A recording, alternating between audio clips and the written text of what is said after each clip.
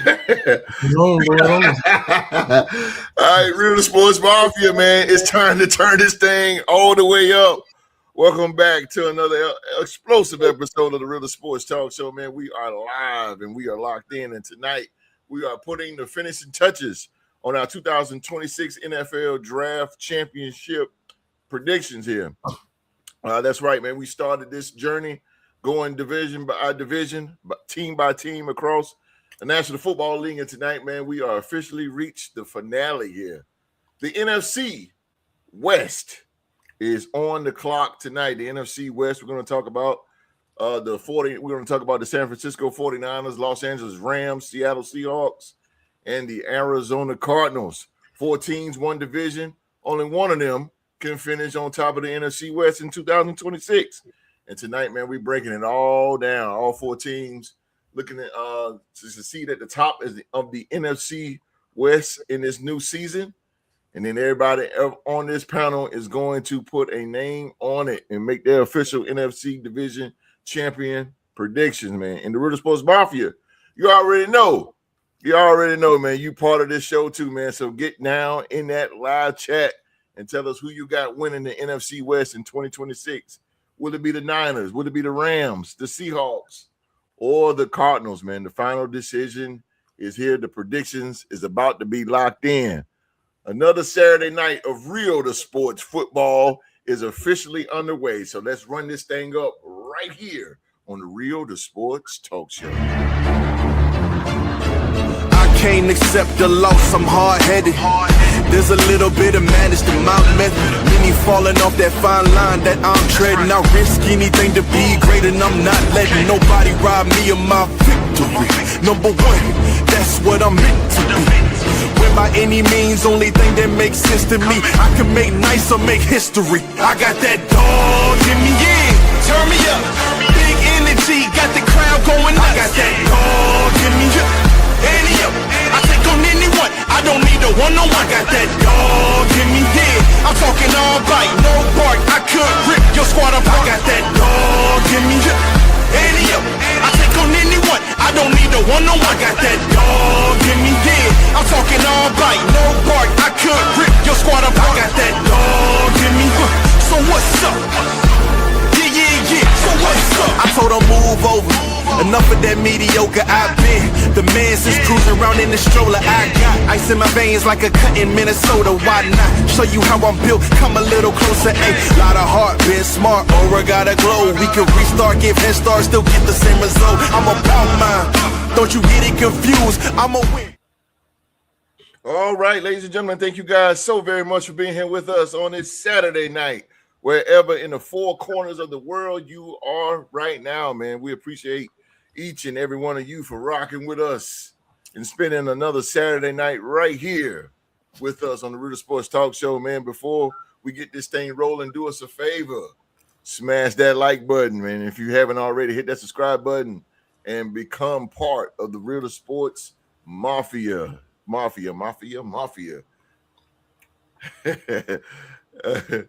Tonight's show, man, is sponsored by, I'm looking at the live chat. I'm coming, y'all. Tonight's show is sponsored by Gear Up. Gear Up, man. Gamers, listen up. Listen up, gamers. All you gamers out there. Oh, damn. Cute. Tired. Oh, Lord. Live chat can't even let me get through my little sponsor, man. Good Lord.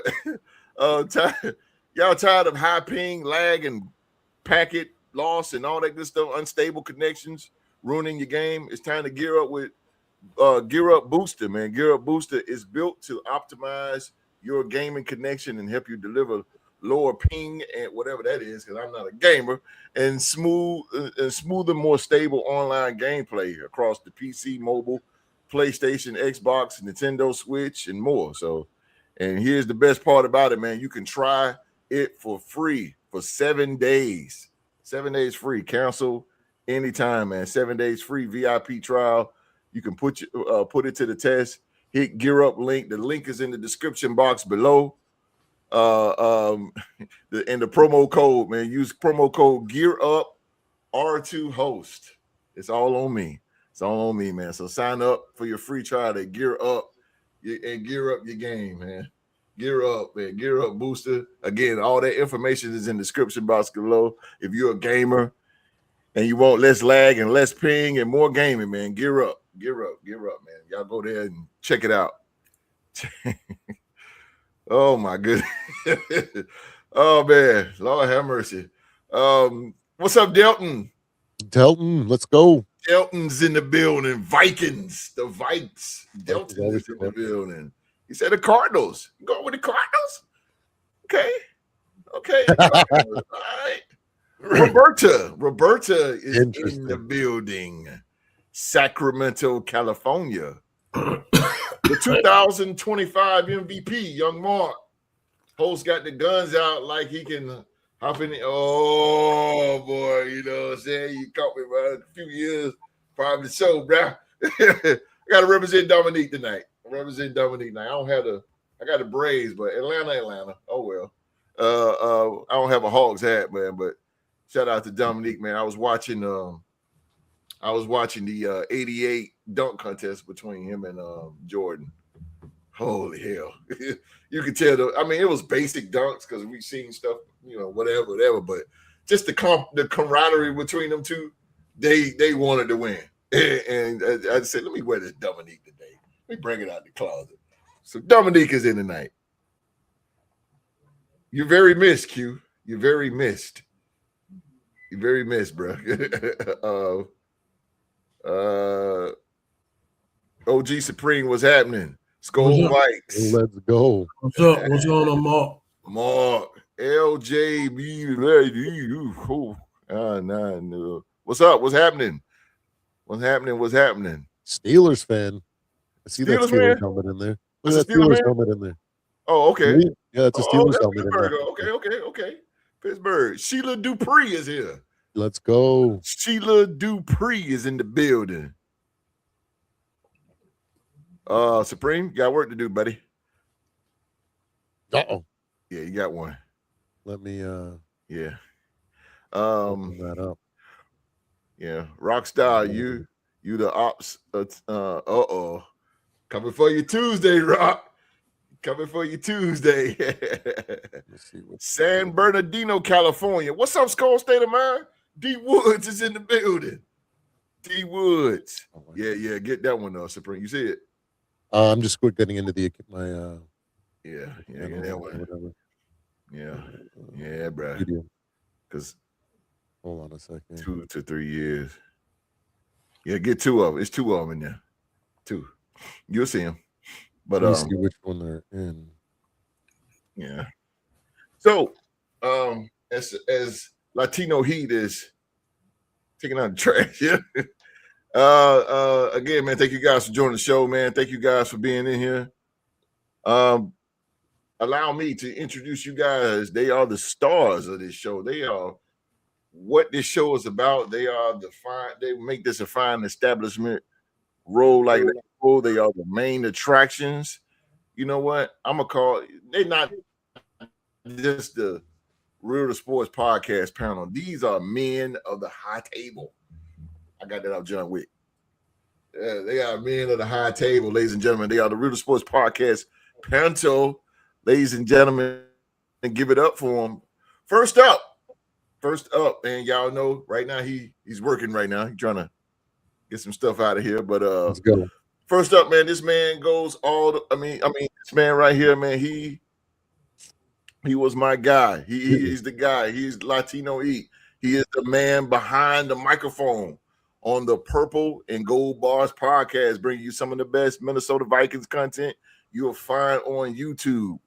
He's the Padre in training. He's the Canadian destroyer representing the Minnesota Vikings. Ladies and gentlemen, he is, and don't forget, he got some gold because he's the man that's wearing that Real to Sports NFL Trivia Championship. He is Latino Heat. Supreme is in the building. What's going on, ladies and gentlemen? Welcome back to another great show. You've made it to one of the best sports shows on YouTube. Way better than you're going to find on ESPN, on FS1, on Good Morning Football. All these chuds out there, they're just they're just coming up with just like superficial takes that any amount of research or a real fan can see Preach. directly through it. Preach, You're going preacher. to see guys on here with great personalities, incredible roundtable discussions, and well thought out and researched takes, because that's what you guys deserve. Not to mention, we got one of the best chats in the game. Tell Thank them. you guys. We appreciate you guys. Thanks for joining us, for using your Saturday evening to hang out with us. Yeah, man. Let's Thank go. you. Orale. Let's go. Let's go, baby. Oh. Leave out la raza. Yes, sir. Yes, sir. Yes, sir, boy. Latino Heat is here. Roberta said, I just got dinner done so I can join. Okay, we're going to get it started, Roberta. We're going to get it started. I got Duval. Duval is in the building. Duval County. It was those down south cats hell at, man. Home of that defense once known as Saxonville. Saxonville, man. And if you ain't with it, just deal with it, baby. Yeah, like representing the defending AFC South Division champion. I'm talking about those Jacksonville Jaguars, ladies and gentlemen. Matter of fact, one of my teams, I'm telling y'all better look out for Jacksonville. I'm telling you. And this man doesn't this man doesn't have just one championship attached to his name. He has two. He is the Real Sports NBA trivia champion and the wrestling trivia champion who's going to be defending this Tuesday. Yes, sir. Two champion, one man. He is, ladies and gentlemen, the one and only Rockstar Rock in the building, Mr. Two Champ. How y'all doing this evening? Just gonna keep it short and sweet. Real to sports, and ready to talk some good sports topics with my fellow Viking brothers, and as well as the host, the Raiders, and the Raiders. And, shout out to our super chat out there, and shout out to all our sponsors and Real to Sports, baby. Yeah, man. Speaking of sponsors, man, y'all go check that gear out. I ain't a gamer, but y'all school me on that. They send me an email and say, hey, you want to? I say, whatever. That's cool. But anyway, y'all check that out. But when you let me tell you something about this man here. When you've been around this man don't even really need an introduction. He don't. But I'm gonna do it anyway. I'm just gonna do it anyway. Let me tell you something. This man is a living legend, y'all. He's a living legend, a Hall of Famer. He ain't new to this. He true to this. Yes, sir. Coming straight out of Winston-Salem, North Carolina. The man is always too hot to handle and too cold to hold. Oh, yeah. He's cool breeze walking, representing those mighty Minnesota Vikings, standing on the front line, man. There's only one legendary Q-Dog in the building. Yes, sir. Yes, sir. Yes, sir. Glad to be here today. Yes, the dog in the house today, baby. Sir. Yes, sir. But we're getting closer, and we're getting closer, and we're getting closer. I don't know about y'all, how y'all blood is flowing, but I can't wait till that regular season start. But I'm trying to tell you, but we getting there.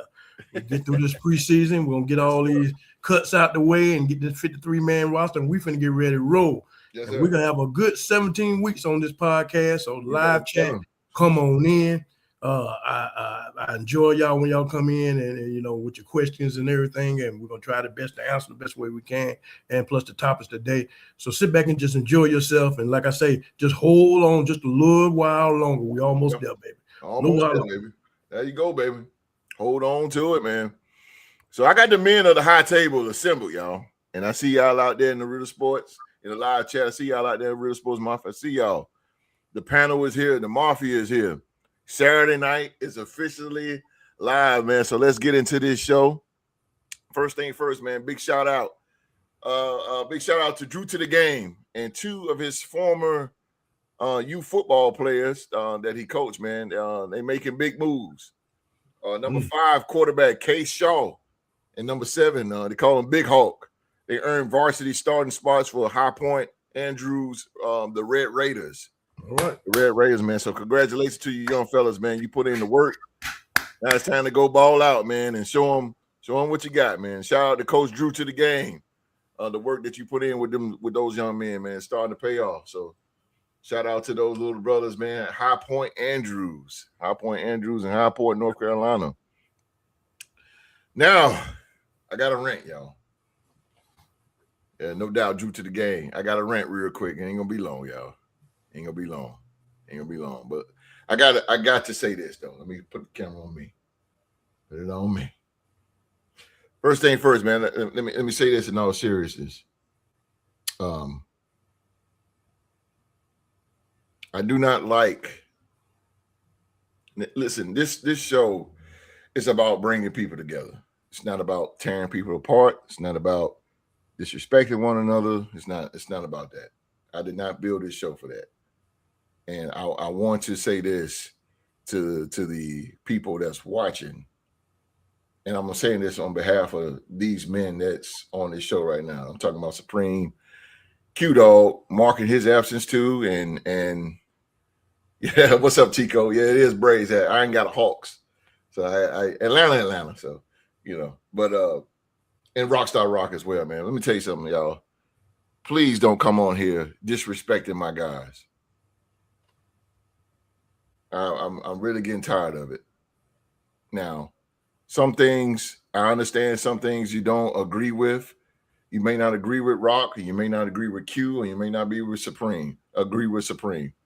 But don't disrespect these guys, man.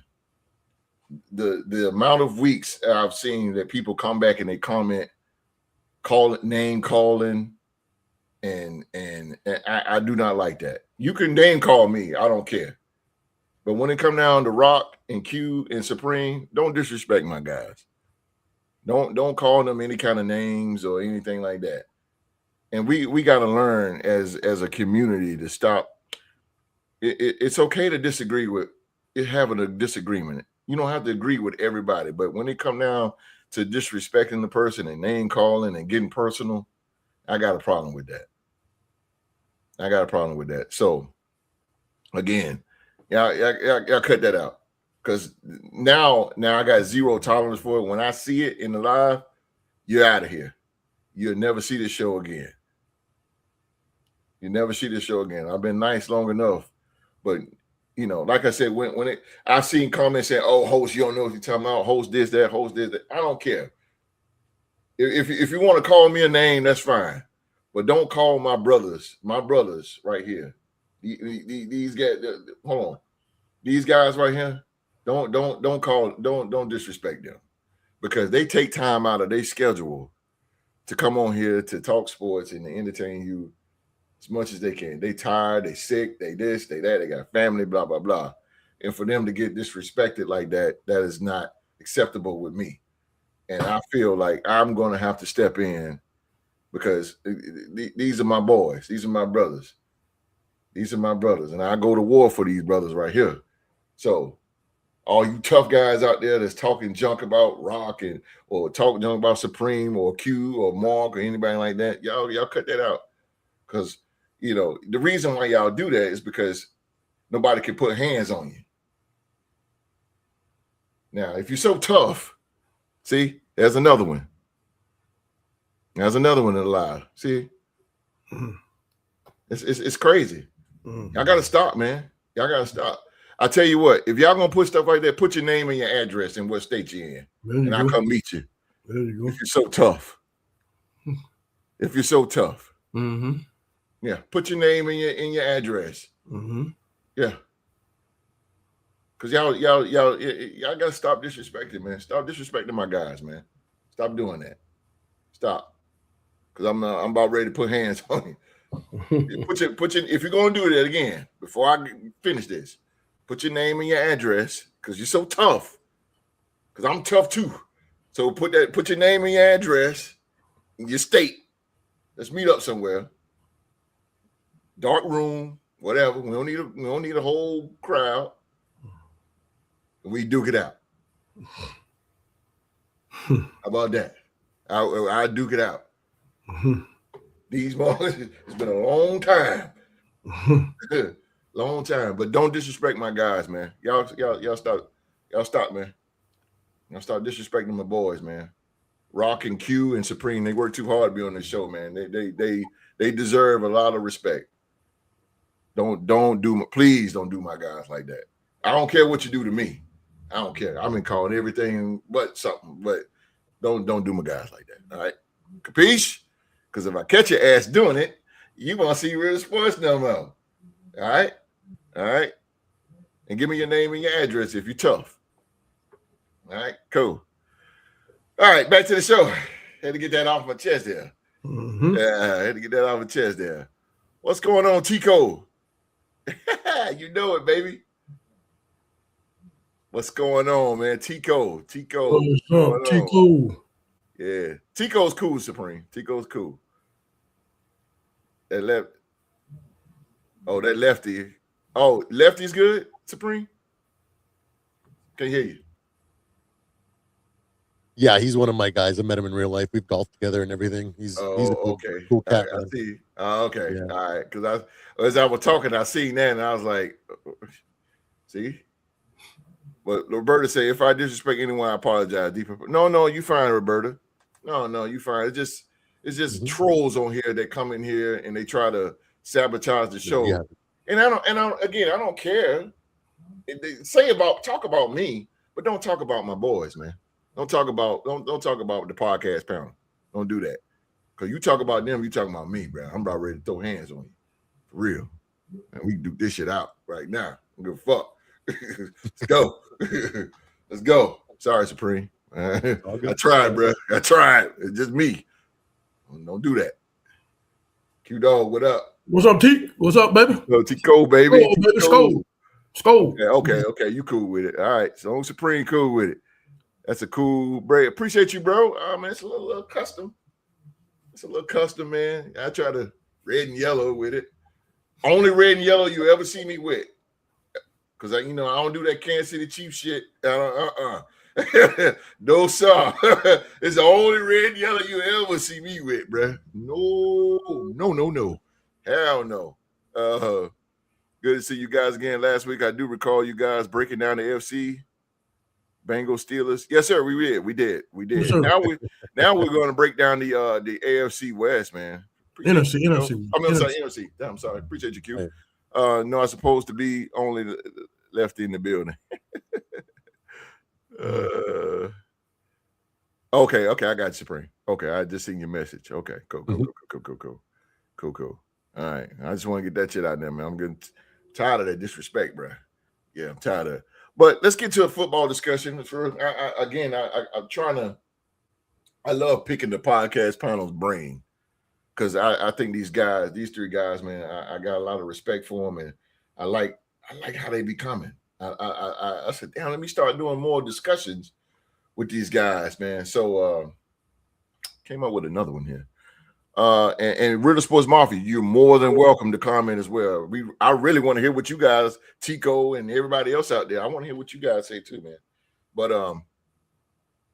in the Bills, I believe it was week 1 last year, the game against Baltimore, I think, did they play Baltimore? Okay, so Allen's tendency to look for flags after contact became like part of a discussion around how star quarterbacks are officiated, and Allen has also statistically benefited from roughing the passer and unnecessary roughness calls at a relatively high rate compared with other quarterbacks. So is Patrick Mahomes. I don't want to go there, but that motherfucker. But boy, I tell you. But anyway, so think about Josh Allen, y'all. Think about Josh Allen. We've seen him take contact and getting up, looking toward the officials, asking for a flag. Other quarterbacks as well. I'm just using Josh Allen because he run the most. And sometimes you look at the replay and ask yourself, what exactly is a defender supposed to do? What is a defender supposed to do? These defensive players are moving full speed, trying to make a play. But now they have to think about where they can hit the quarterback and how hard they can hit them, and even how they land on them. You got to watch everything. So I want to put this question to the podcast panel and you real sports mafia. Has protecting quarterbacks gone too far? Are quarterbacks too protected in today's NFL? Let's start with Latino Heat here. Question for you, brother. And you're a football coach. Mhm. So as a football coach, Supreme, do you believe today's roughing the passer rules have gone too far and actually put defensive players at a disadvantage because they're being asked to make a split-second decision about having to tackle a quarterback? I think it's one of those situations where it is a product of the time. Mhm. Now, I come from an era where Nick Chubb. you would hit a quarterback or you would hit anybody and you would do it with bad intentions because you want to discourage them from doing what they do good or put some doubt or some fear in them so they hesitate while playing. Yes. But some players, some coaches like, Bounty Gate and stuff like that, Yes. took it way too far. Yes. And so now they've overcorrected, right? And I get that, they have to come around. Let's say an edge rusher comes around free. Let's say they just get lucky and they have to process, is the ball gone? I can't hit him high. I can't hit him low. Don't drive him into the ground. Don't land him properly. Don't lead him properly. But also, if they see the quarterback hesitate, they have to kind of like decide, do I continue to go through my motion, can take that possibility of taking a roughing the passer, or is this guy making a move to make me think to hesitate in order to get by an extra second that the quarterback has? A second for a quarterback in this league, if you got Patrick Mahomes, Josh Allen, Lamar Jackson, Brock Purdy, Matt Stafford, you know what I mean? These quarterbacks will make you pay if you give them an additional second. So I feel for the defenders, right? Because one, I come from that era where no, you hit them hard, and then you wear them down. But we've also seen injuries come a part of it. In modern times, week 1 or week 2, a quarterback takes a bad hit, is out for the rest of the season. Imagine the Bengals in week 2, no Joe Burrow for the entire year. You go from a team that could potentially win 12 games to win 5. Do you, as a fan, do you want to watch that? Let's say this year, host, Mendoza gets the starting job. He beats Kirk, right? He has a fantastic first game. You're like, oh my God, we have the future. And in week 3, he suffers an injury where he's out 6 weeks. Now you go from feeling like, can we actually make the playoffs? Can we take this division to, oh, right, here comes to another lottery pick. Yeah. And why can't we catch a break sort of thing? Yeah. So I understand where from a business perspective and why the league wants to protect quarterbacks. Yes.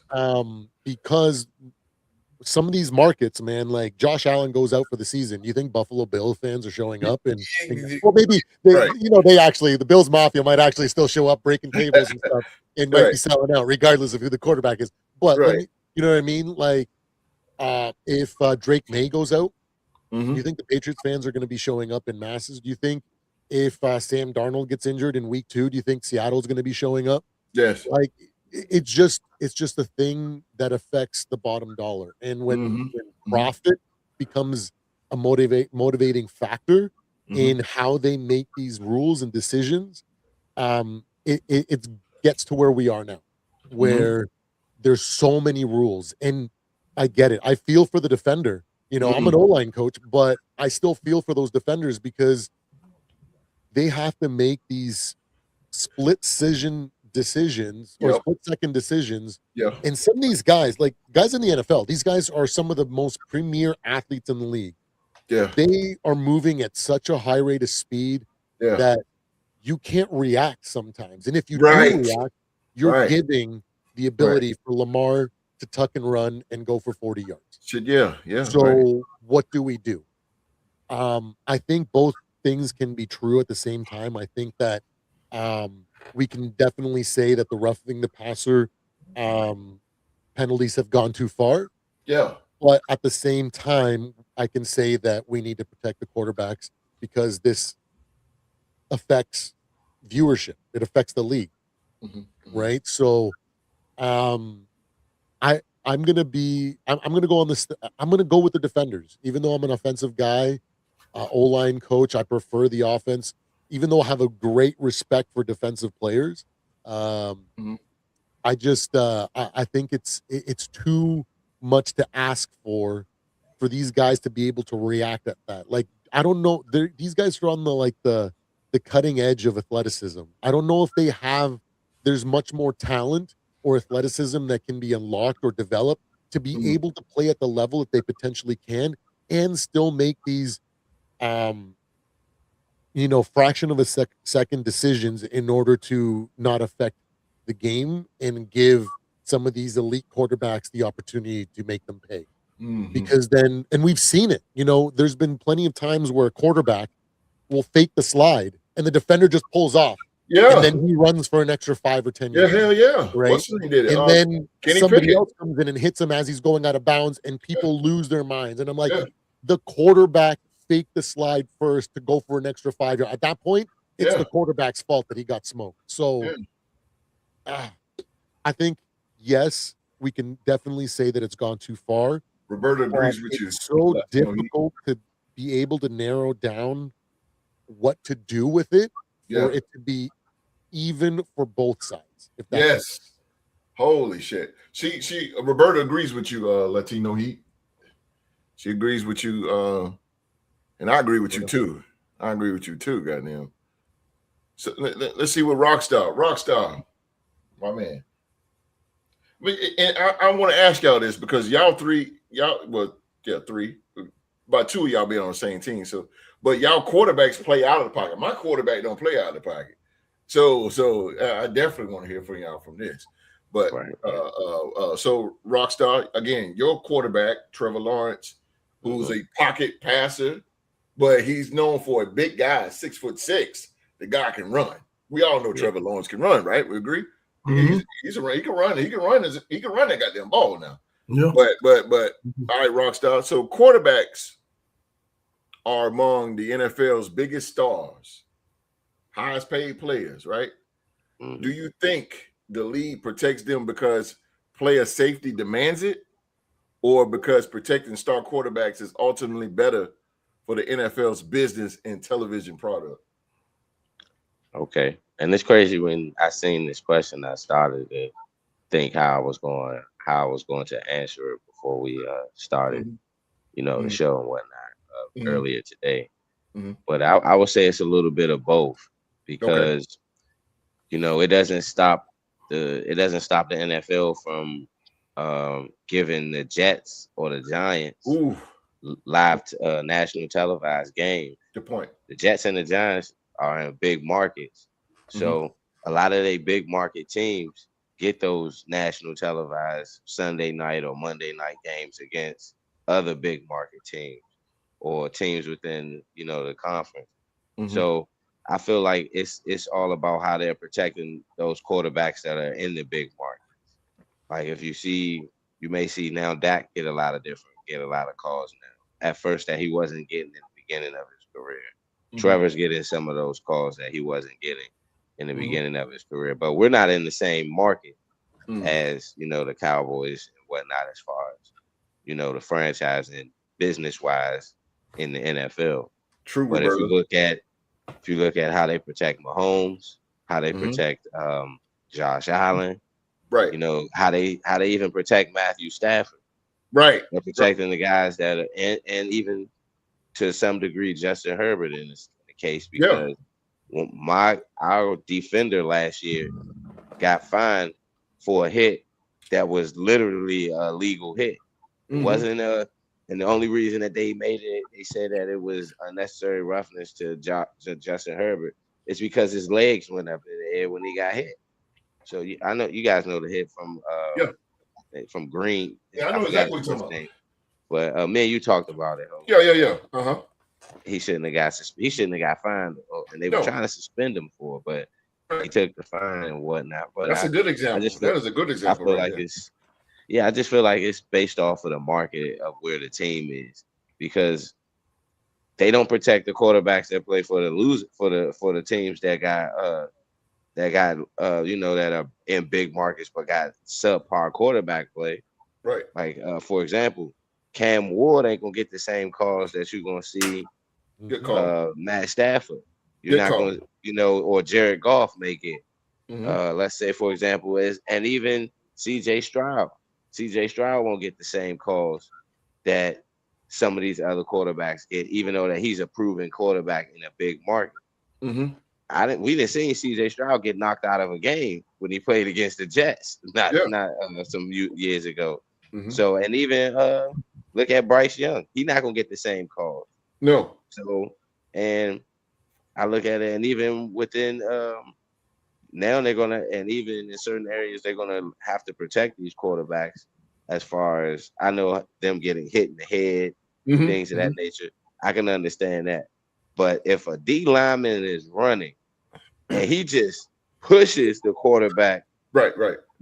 they call that unnecessary roughness, Thank or you. roughing the passer. But I'm saying these defenders got to be able to have to continue to bring the gladiator portion to the NFL, to the sport. Yes. Because that's what the league is losing out on. Yes. It's that gladiator mentality. Yes. And the competitiveness of the sport. Yes, sir. Because for years the defense ruled the NFL.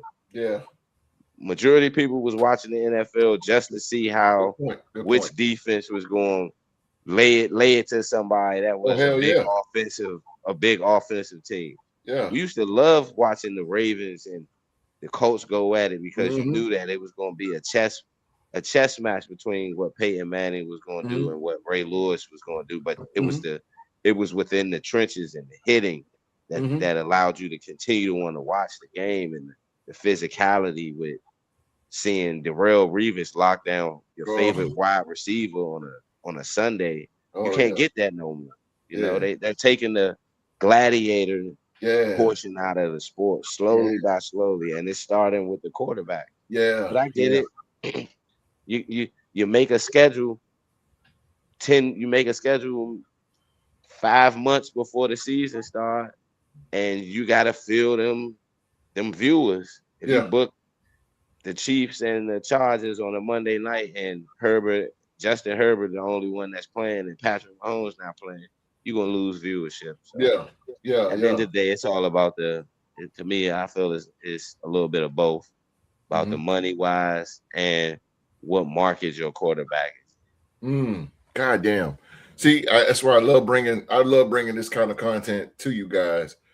I like what you said about taking a gladiator out of the sport. You are so right, bro, because you don't. And those of you, I was telling Q this too the other day. I watched Carmelo Anthony's podcast, and he was saying that even, and not to go, just NBA, but just sports alone, but he was specifically talking about the NBA, and you don't see matchups no more. You don't see the rival matchups no more. Like, because it was actually an interview with Rasheed Wallace, and he was like, name your top 4 guys that you didn't want, hated to go against: KG, Zebo, Antonio McDyess, like players like that. In football, like you said with Revis, like you don't see, it was Revis and Randy Moss, or it was just different matchups, man. You don't see that no more. Like you say, Rock, the gladiator part of it, man. It's like it's more commercial to me. But anyway, great response to that. And I said both of you, Supreme and Rockstar. So let's go to the OG here. Let's see what the OG got to say about this.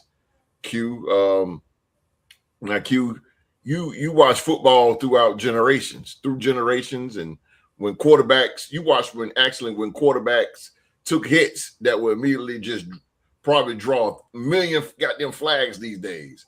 You've seen it all.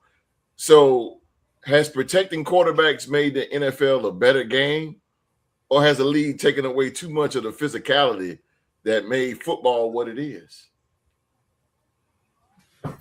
Oh man, I'm kind of like with Rock. It's kind of like both. Okay. In a way, because we really don't see the quarterbacks, because like you say, I've seen football for a long time, and I've seen a lot of different eras, and so what you That's see true. now, you don't see these quarterbacks take these hits like they used to take back in the day. Mm-hmm. I really feel like if you're going to keep it the way you're keeping it with the roughing the passer, well. I think I need to change the name and change the root, the title of it. Instead of saying roughing the passer, you should call touching the passer. Yeah. Touching them, because that's what you're doing. You're touching them. Yeah. And so you need to change that, because roughing the passer back then in the day, that when you rough the passer, you see that quarterback on the ground moving around, hurt bad. Hurt bad. I mean, he's moving around, he's squirming, he really got laid out. That's called roughing the passer. Yeah. And so what has happened, I think it started with seeing as hitting quarterbacks evolved along, a lot of women and children started going to the game versus way back in the day. And so it's just looking more gruesome for the quarterback, but he laid out there like that. Plus protecting high-profile quarterbacks, they're getting paid a lot of money. I think it's what do you say as a coach, like a youth football coach as well as you as a premier, or that you got a young man that comes up to you, he wants to be a defensive end. It starts from the roots. And do you tell him the real deal that you can be a defensive end, but you're gonna have to pull up when you get to the league, or you just let him go full force until he get to the league? Now he got to change it. Mm-hmm. I mean, what do you tell a young man that really wants to be a defensive end? Long gonna be the lights of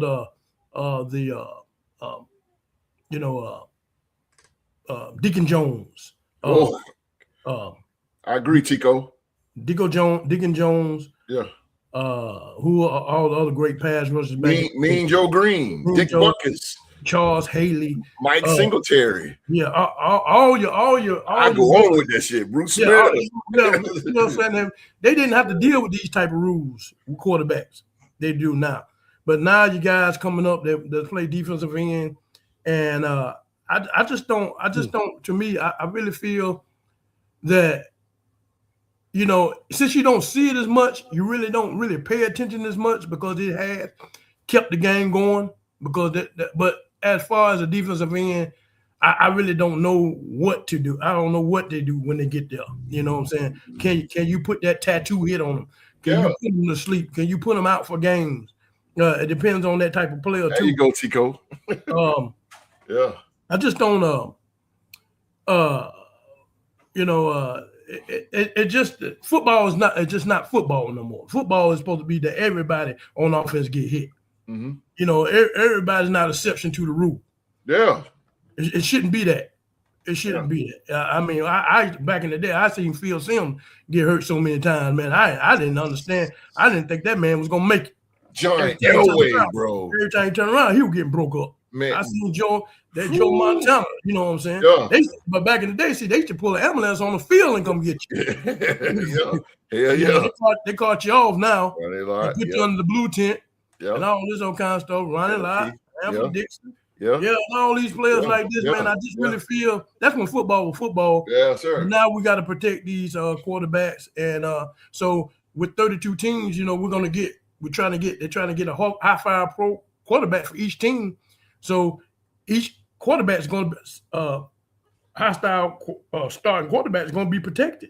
Mm-hmm. I don't believe in it. I just don't feel that. I just think if you're part of that 11 that's out there.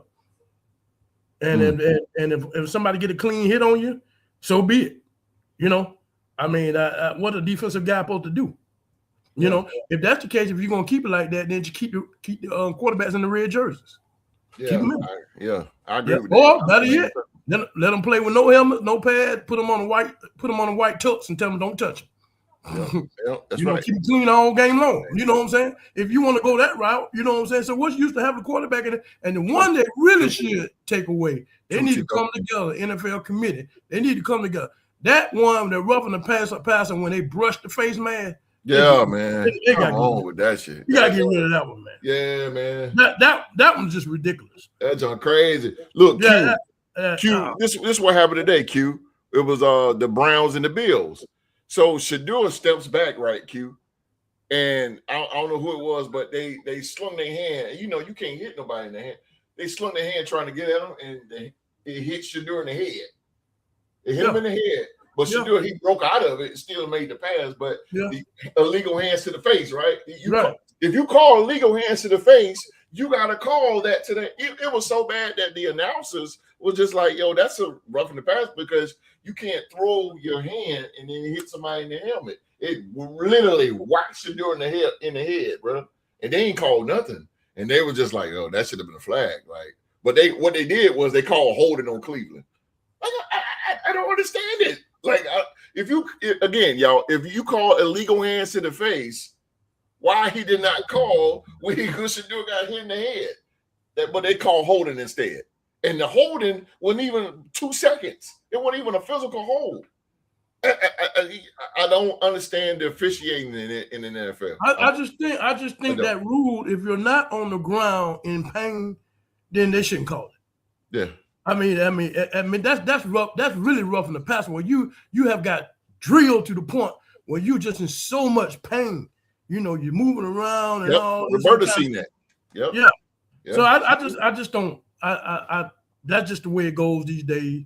It's rough on the defensive end. These different players when they get there, how you bring the quarterback to the ground. So, but it just football has just done changed so much. Yeah. It's just, especially with these quarterbacks, man. And I just really feel that I don't know what they're gonna keep protecting them. I tell you what, if Aaron Donald decide to come back, they're gonna really up and ante that rule right there because everybody quarterback gonna be in trouble. I'm gonna tell you that right now with the Rams. The quarterback gonna have to take the ball for 20 yards back because you gonna have to take. I mean that might play into his decision as far as him coming back with Garrett and them being a tag team.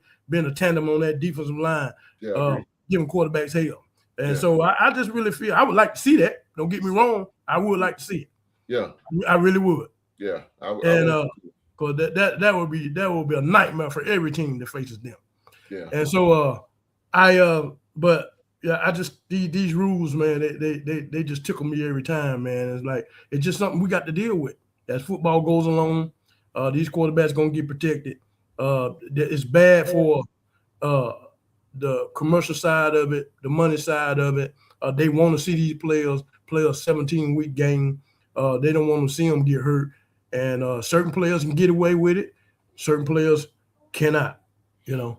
So if you're not on the upper echelon of quarterbacks, you know, you have to take the licking and keep on ticking. You're right. You're absolutely right, Q. And you know what, Q and Rock and Supreme, it's not about the quarterback. It's even, I'm just using the quarterback for today, but also you can the receiver, because we're going to see it this year, y'all, in this upcoming season. Real Sports Mafia, you guys are going to see it too. When that receiver come across the middle, he's going to get whacked, and guess what? They're gonna call unsportsmanlike conduct, or they're gonna, and it's just how, like, let's say. Unnecessary roughness. Like I don't understand. Like I'm saying, how do a defender, and maybe y'all can break this down to me real quick, Real Sports Mafia. Mm-hmm. And how can what do a defender has to do if you come in full force? You're running at your opponent, trying to tackle him with full force. You don't have anti-lock brakes. We're not built with anti-lock brakes. So you just can't stop on midfield like that. So what are you supposed to do? You got to whack them. You got to turn a certain way. You got to turn a certain way. Got to go a certain. You got to turn. You got to put yourself in harm's way. But then when you do that, then you're bound to let the offensive player score a touchdown. It don't make no difference. It's just like when Patrick Mahomes was playing the Jets. Was it 2 years ago? He runs the okay, so he fakes it. They go on a bootleg, so the pass ain't there. So now he's taking off, and like he's just running, and everybody just looking. The Jets just looking at him, like they don't want to hit him. Like I'm like, what is going on here? Like, what? He runs for 21 yards. You let a quarterback run for 21 yards, bro. That's insane. Look at Josh Dobbs today. You know what I'm saying? That is insane, bro. A quarterback running for that much. Only quarterback I know to do that was Michael Vick. Mm-hmm. But he had the speed. Exactly. Yeah. But Patrick Mahomes, Josh Allen, those guys shouldn't be running more than 3 to 4 yards. That's it. But 21, 20, we've seen a lot of that from. I'm going to use Patrick Mahomes. Yeah, I hate him, but I'm going to use him. I'm going to use him because he got away with so much of it. And I'm like, I don't understand. And defensive guys are kind of like, they don't know what to do.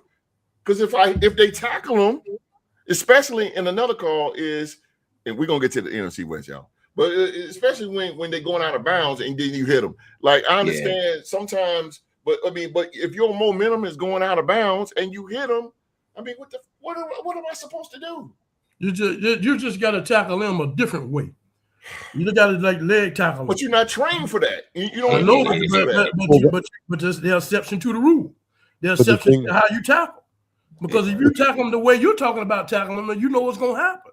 That's what's on their mindset. Well, gonna get fined or they going. So you got to tackle them a different way. Now. That sounds good, Q. That sounds good, Q. But remember, that's how the hip tackle came about because there were ways, and now that tackle is banned because people snapping legs. You know, but what do you do then? That's why I have such sympathy for the defender because they're screwed. Basically, they're just screwed. And so you might as well play two-hand touch. You might as well play two-hand touch. I remember it was a time when you wanted to. I remember it was a time when you wanted to play when people wanted to play defense.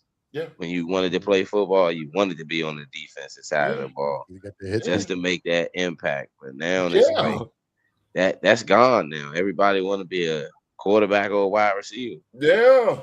Tight end now too. Yeah, tight end. I remember when we played in the neighborhood, we played throw up tackle. I wasn't no football player, but I couldn't tackle with nothing. But I put you in a headlock and suplex it. It was the joy of doing that. Mm-hmm. And I'm not trying to say I'm trying to go out. I don't want players mafia. I don't want nobody to kill anybody like that. But like Rockstar Rock said, these are men.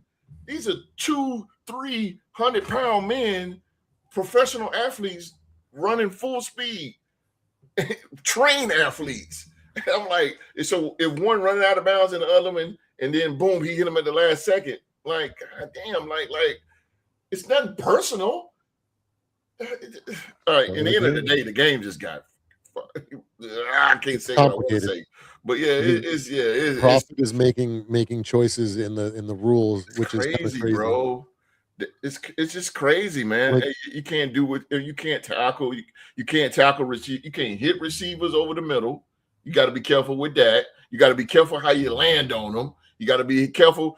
Like Roberta said in the comments, once a running back, once he started running, once a quarterback started running, he becomes a running back, and you hit him. It should be called. Absolutely. Damn right. If he goes past that line of scrimmage, he needs to get hit. Now, let's just say Patrick Mahomes, he go past the line of scrimmage, he running. Let's say now he's in 10 yards, and he gets whacked, roughing the passer. How? How is that? I don't understand it. Roger Goodell, man, he needs to get fired, bro. He's well, money is just affecting it. Profit, bottom line. Like they changed their kickoff rules because of it, because they want they wanted to be more exciting. Right. So it's ridiculous. It's ridiculous, man. Money changes. But we can't agree though. Changes a lot. The kickoff rule is exciting though, because we're getting more. It is exciting since they changed it. It has for the little. has brought a new element to opening kickoff. Very true, but that's motivated by profit, not like trying to make the it's game not about a good. sport. Yeah, you're So right. there's good and bad with it, but yeah. I don't know if y'all seen that hit. But Supreme, I know you probably seen it. When we played the Giants and Jay Ward hit Jason Dawes. Oh hell yeah, we can't untouch. But if you really watch it slowly, when he got to him, he let up on him.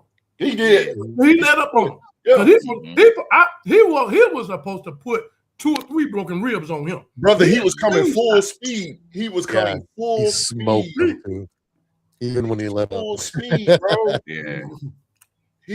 But imagine if he would have hurt Jason Hart, broke his rib, sent him out for 9-10 weeks. Mm-hmm. That would have been terrible. Yeah, been terrible. In a preseason game. Season. Awesome. But we'll see how they do. He was out there. He had a clean shot on what he supposed to do. Yeah, he get hurt.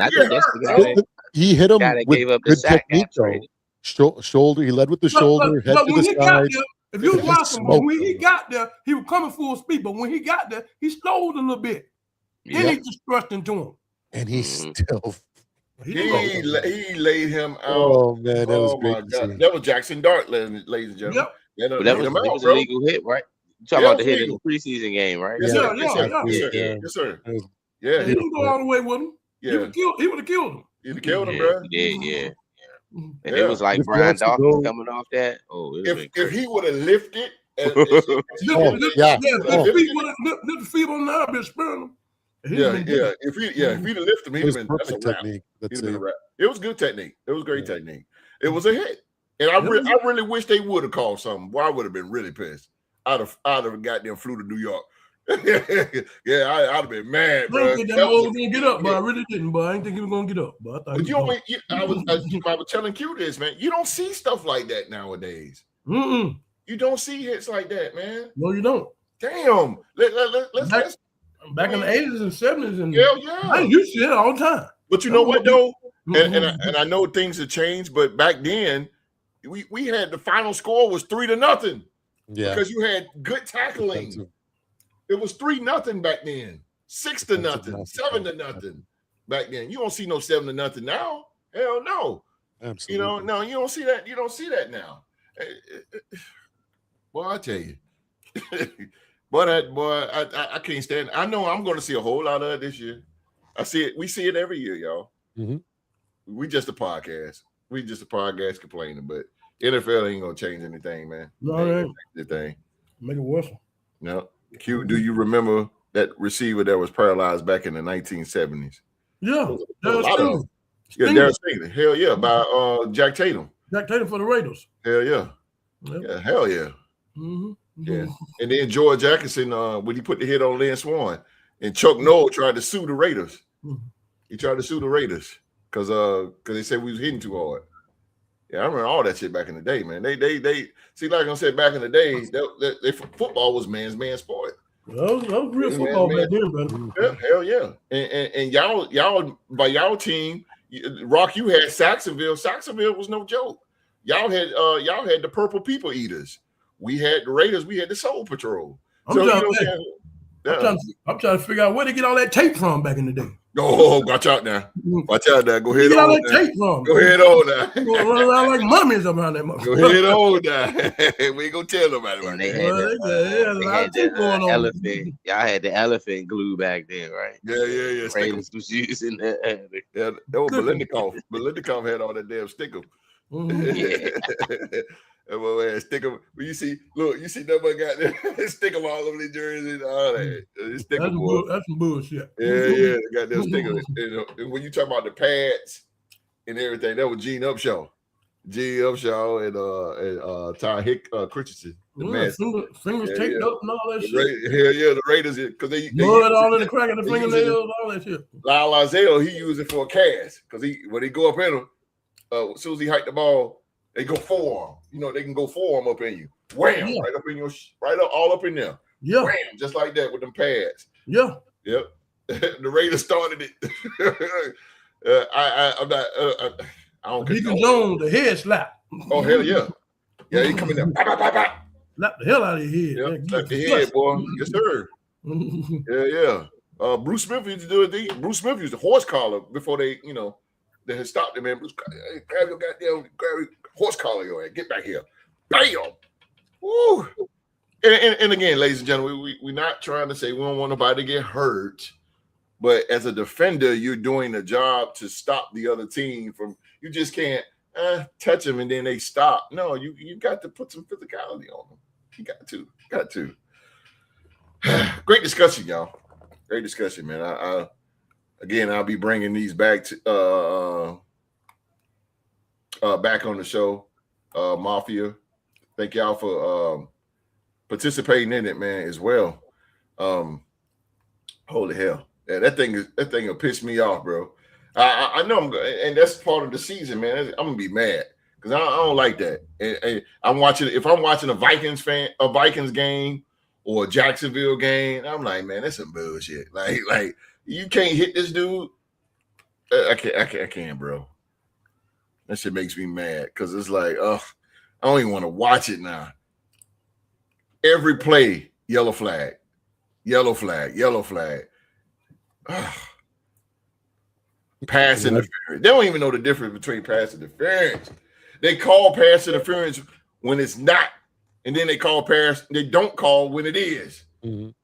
Like, imagine asking LT to hold off. TV, if I'm seeing this shit from TV, it ain't got nothing to do with the Raiders. But if I'm seeing this from TV, pass interference, and y'all don't see it? Yeah. Yo, imagine asking Red Bull LT. The Red Bull. It's just a Red Bull. Yeah, Yo, imagine asking LT to pull off or Alan Page to pull off. You know what I mean? Like, imagine it's not happening, bro. I'm sorry, y'all. Those guys were coming out with bad intentions. You know, it's not happening. Yeah, man. I'm sorry, y'all. This is my man. I'm goddamn mad. Yeah, I love football to death, man. I love it, y'all. But this right here, they just need to get better on that officiating. Let the man be man and let them play. But anyway, NFC West, y'all. NFC West. This is the finale. NFC West. Who is going to win this thing? You got the Arizona Cardinals, San Francisco 49ers, Los Angeles Rams, and the defending Super Bowl champion Seattle Seahawks here in this loaded NFC West. If probably not arguably the best division in the National Football League. You guys agree? Arguably the best division, toughest division right now in the National Football League, the NFC West. So let's roll this thing back on the Supreme here, man. First of all, I got a question, and then you can give me your pick on who you think going to be the winner of this division. But Supreme, the 49ers, the 49ers, they have a healthy Brock Purdy and George Kittle coming back. They got a new addition with Mike Evans coming from Tampa, joining Kyle. He's joining Kyle Shanahan's offense. Raheem Morris is taking over his defense. Former Falcons head coach Raheem Morris's defense. So my question to you, Supreme, is San Francisco now the most complete team in the NFC West, or do the defending champion Seahawks still deserve that title until somebody knocks them off? It's a good question. I think we can safely say, based on what we saw last year, that Seattle has got the title for the best team in that division right now. But I think the 49ers can definitely argue that they have the most complete or talented roster.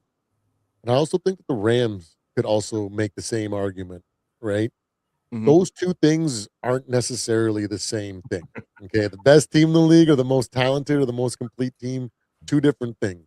Yes. Because arguably, the 49ers were a more complete team last year because they were able to produce a playoff run with third stringers, fourth stringers, guys that were injured all season because they learned from their previous mistakes of they need depth, and they have depth. They lost Fred Warner. They lost Bosa. They lost so many guys that most teams, had they lost that caliber of player, would have dropped out of the race and would have just looked mediocre. Mhm. They made runs. They won games when people basically thought, "Oh, this season's over." They still made Mhm. it to the playoffs, and had they made it to the playoffs with the roster that they started the season with, I think the playoffs would have played out a lot differently than it actually did. They Yes, just sir. didn't have the gas tank. They just didn't have the talent to be Yes. able to play at that at playoff football level to actually compete. So it Yes. sucks to see. So, um, but the Seattle Seahawks are a very dangerous team. They have a fantastic defense. They have a great offense. JSN is incredible, Mhm. but they did lose a running back, right? If I'm not mistaken. Yes, Kenneth So Walker. Kenneth that's Walker. right. Kenneth Walker's gone, right? So Yes. there's some potential uh holes there that may not be, that might need filling, right? Yes. But Yes. overall, I think the Seahawks are arguably, we can crown them. They are the best team in that division. They are the Super Bowl champions. But when it comes to the complete team, man, like 49ers, if they stay healthy, well, wait, let's go back to this. Okay. We've been playing the if the 49ers were healthy game for Yeah. like 6 years now. Yeah. Yeah. Yeah. Do you Yeah. not Yeah. agree on that? Every Yeah. single year, we're like, oh, well, Fred Warner, Nick, well, Yeah. the Yeah. year Yeah. before, it's like, oh, well, Yeah. if Yeah. Yeah. Debo, somebody who's always getting injured. Yeah. And it's the reason why they didn't win the Super Bowl. And, they didn't have the strength to overcome the adversity that they faced, right? Right. It's almost at that point where we can't really even have that excuse for them anymore. Absolutely. I don't want to talk about, oh, if the 49ers stay healthy this year, these guys might take the whole, you know what? That's, I don't care.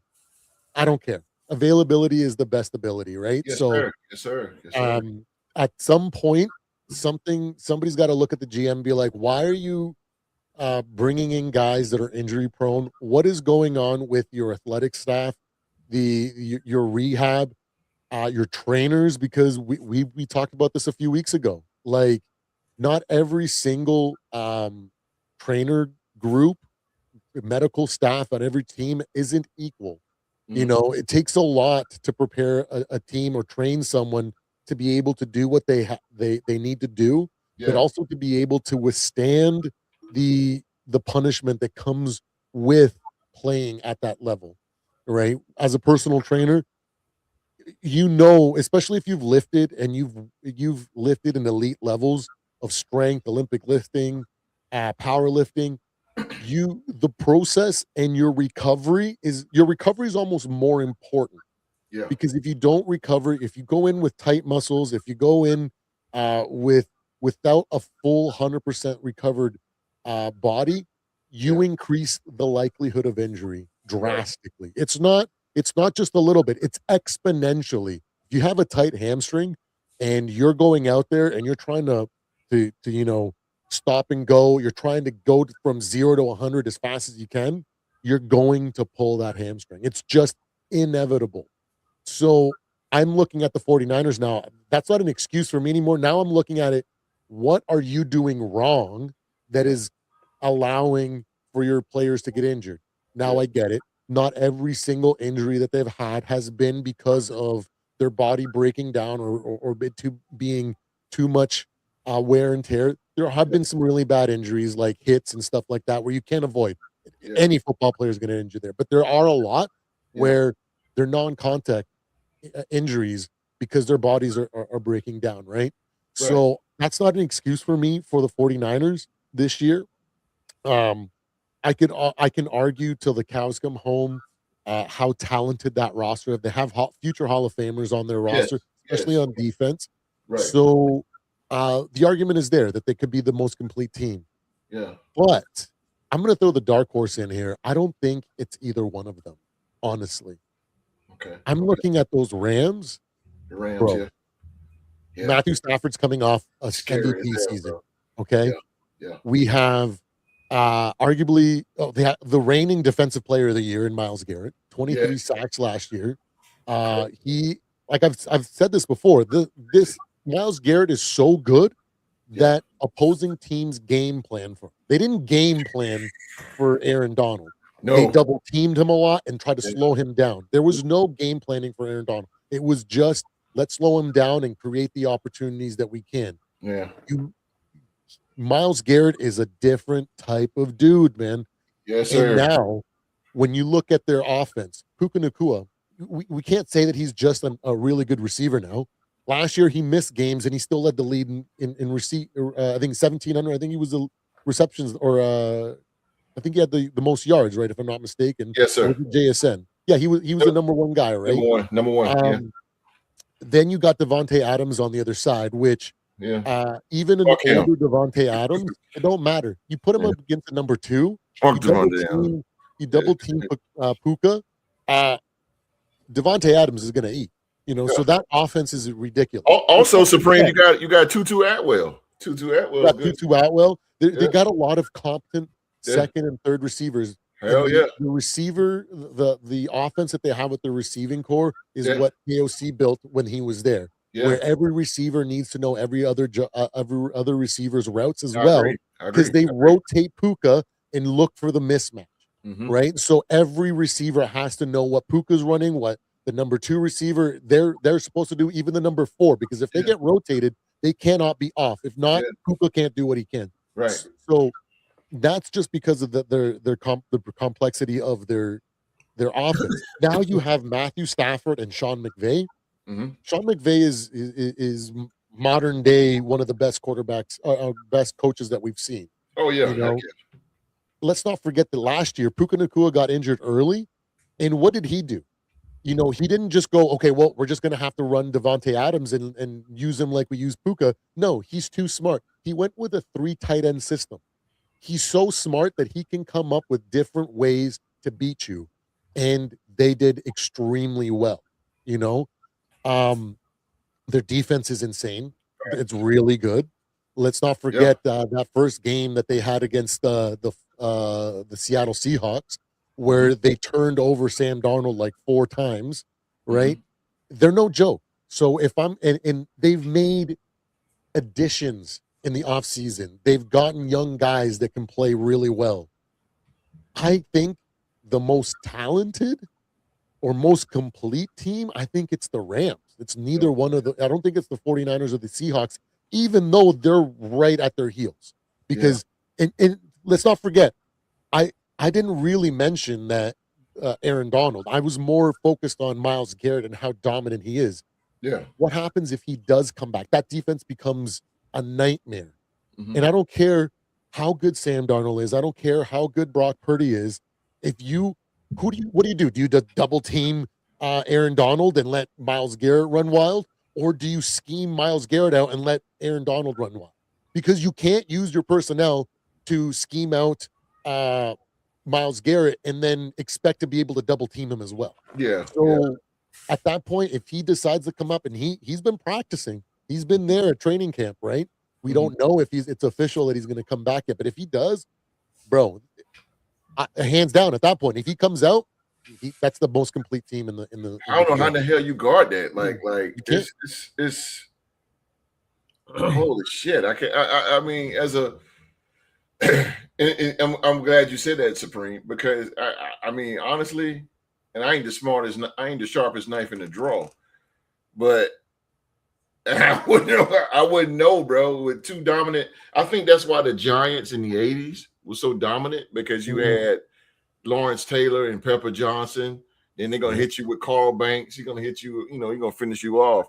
But guys like that with 2-headed monsters on defense. But Jesus, if Aaron Donald come back, man, which time is ticking, because he needs to be making a decision very fast. Yeah. But holy hell, I'm with the Rams too.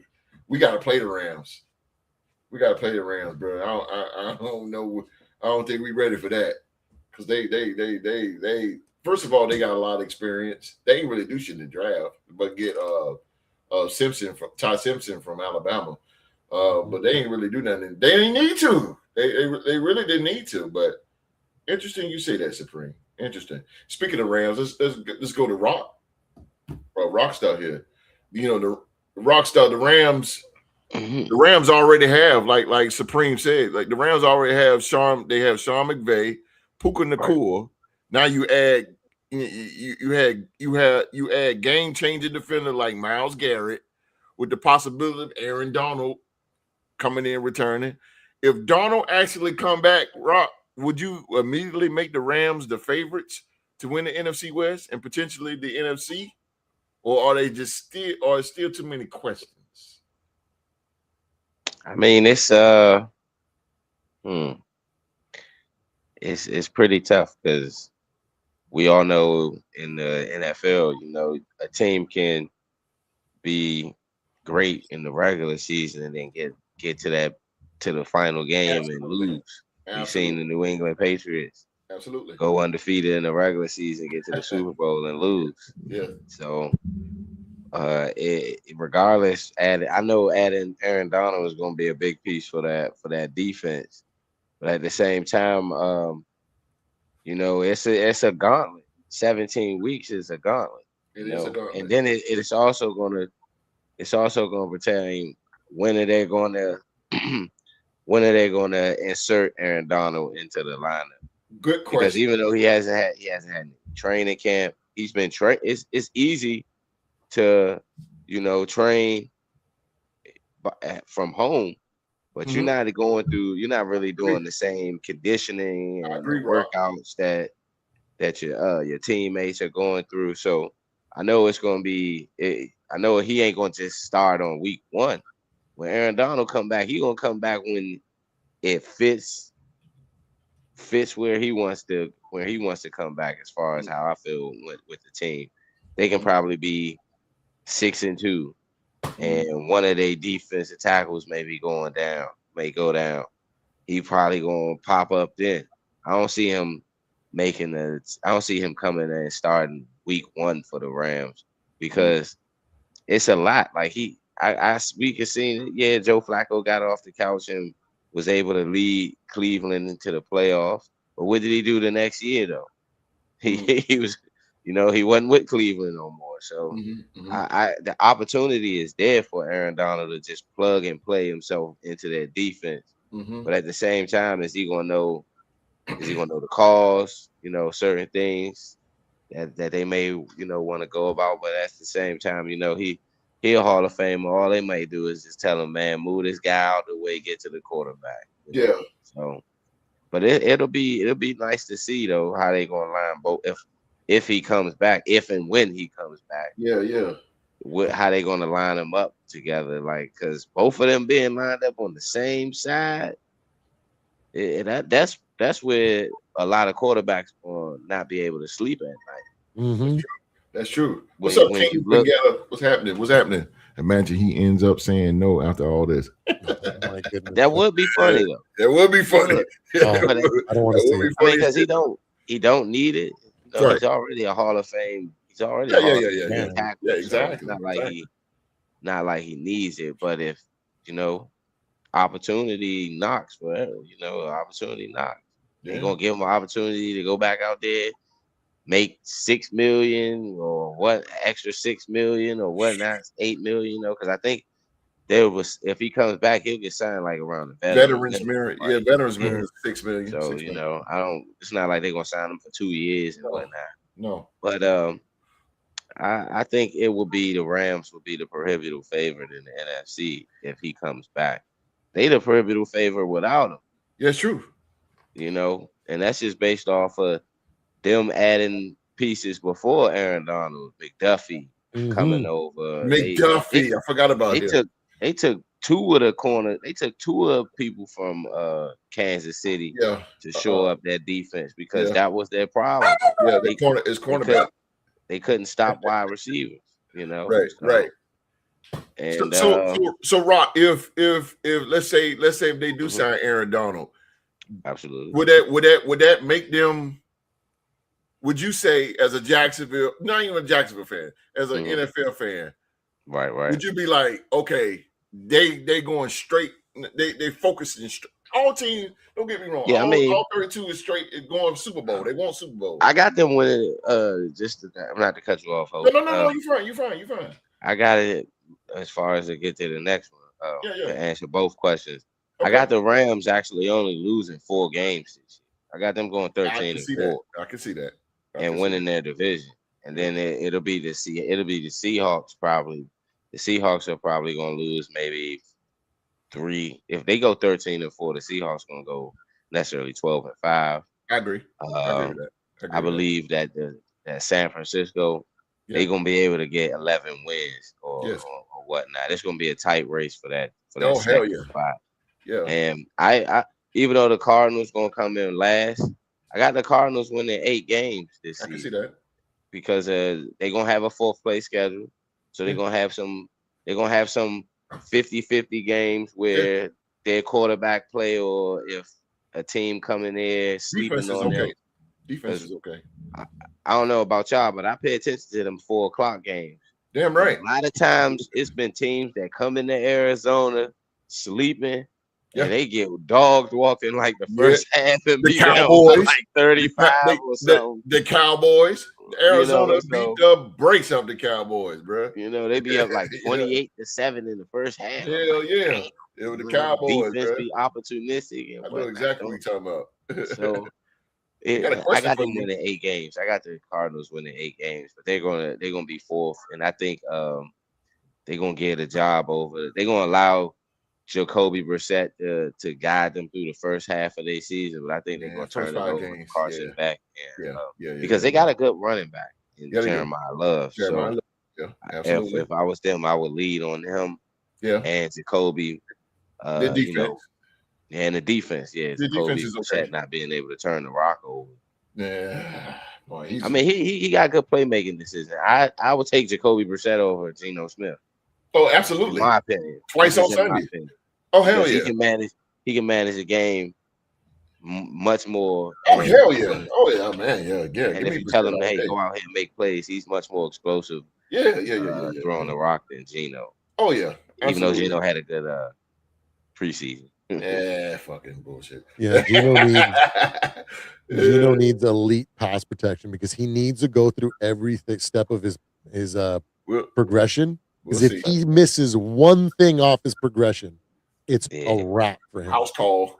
That's what's going to happen. Rockstar, you got a question from King Vegeta. King Vegeta. Vegeta, I mean, I'm sorry. Yeah.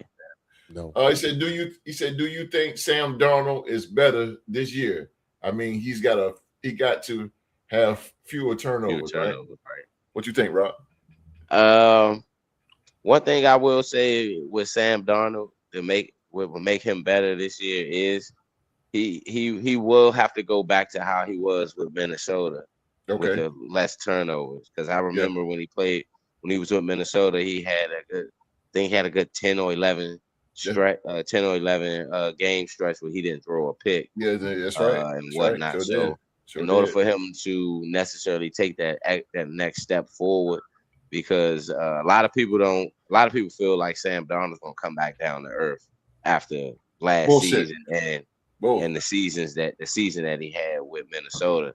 But he's been proving people wrong. He won a Super Bowl a year after having a wild card exit. So that go to show you how his mentality had grown over leaving Minnesota and not being able to, get the division crown with having 13-win season, I believe, right? You guys had a 13-win season. 13-4. Yes, sir. Yes. So for him to elevate himself in that way to lead a team to a Super Bowl, I think he's right. He's going to have to lower his turnovers, be better as far as with his decision making, and just be show people that he is a leader. Because that's what Seattle counting on. Seattle's counting on him to be the leader of that offense. Okay, Mac 10, what's up, baby? Welcome back, Mac 10. Mac 10 is back. Darnell is trash. Darnold, sorry, is trash. Go Rams. Oh, we got a Ram fan in here. Okay. LA, that's right. That's right. Listen, before I get to the dog here, I'm gonna ask you one last question, Rock, because we on Seattle.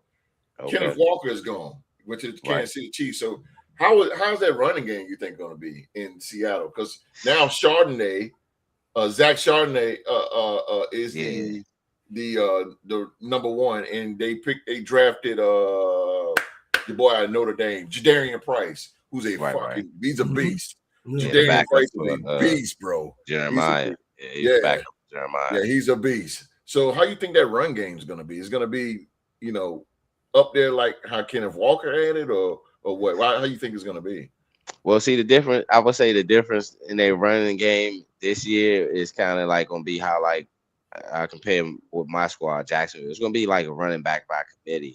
Okay. Because that number one guy, like you said, in Zach Charbonnet is coming back from injury per se. Yes. And it's a leg injury. You know, it's not like he's coming back from shoulder injury or rib injury or something like that. It's where his explosiveness is going to take a little effect. And he may come back into camp overweight, things of that nature. So they're gonna have to take some time to get him back in the acclimation of things. But I think it's going to be a running back by committee with Seattle. The difference was with last year was Kenneth Walker did the bulk of the carries. Yes, but then when they got close to the red zone, or if they were 20 yards out, that's when they let Charbonnet do his thing. Yep, and they had a good 1-2 punch. And now that he went off and went to Kansas City to take the number one job there. Yeah. I know, Host, you hate that.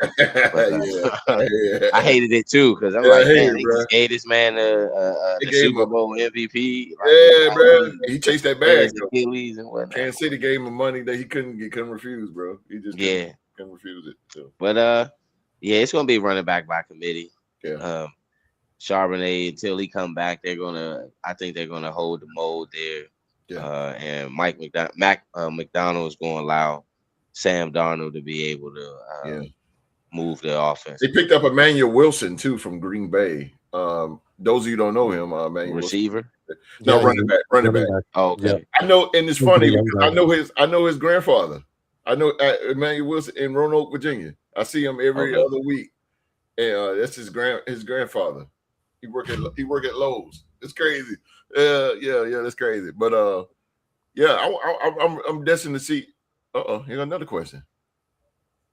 Wait a minute. You see, we got Myles Garrett and Aaron Donald. We getting the ring. Okay. Eventually. Shit, you can get it without Donald. Yeah. You get that man without Donald. He said, "Do you think Seahawks will face stacked boxes to start the year or no?" Yeah. Anybody can shoot that. They will. They got a target. They will. They're gonna have stacked boxes. Oh fuck yeah. They're gonna stack it up. You kidding me? Oh man, oh yeah. That defense is gonna be. They lost a few. They lost a few here and there, but I could definitely see that. Oh man, I like the Seattle talk.